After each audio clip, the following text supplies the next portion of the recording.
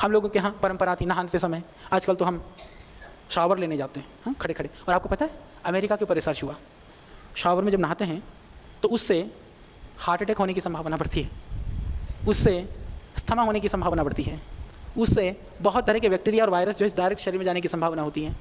ये मैं एक रिसर्च की बात बता रहा हूँ। पर हमारे यहाँ तो ये परंपरा नहीं थी। हालांकि आजकल हम लोग ज़्यादा, क्योंकि समय है नहीं, सब काम हम क्या करते हैं, खड़े खड़े चलता है। मतलब शौच जाओ तो भी खड़े खड़े, नहाओ तो खड़े खड़े, खाओ तो खड़े खड़े।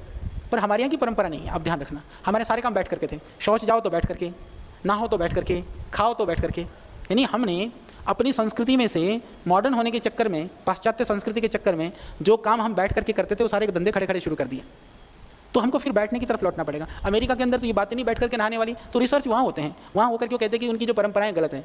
तो हमारे नहाने की परंपरा क्या थी, मैं आपको बताता हूँ। यदि जो है जब आपको गर्म पानी से नहाना हो सर्दी में, गर्म पानी को सर में तुरंत डालने से वह नुकसान करता है, एकदम नुकसान होता है उससे।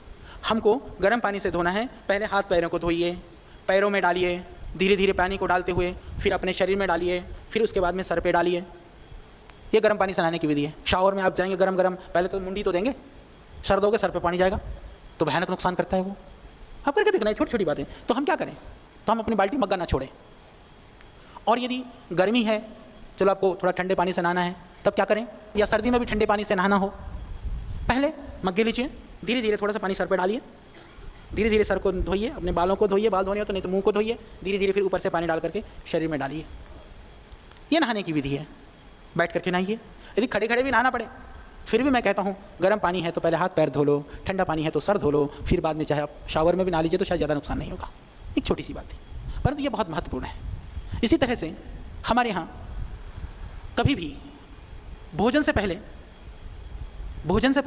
स्नान का विधान है। भोजन से पहले ही नहाना चाहिए, नहाने से यानी कुछ खाने से पहले। क्यों?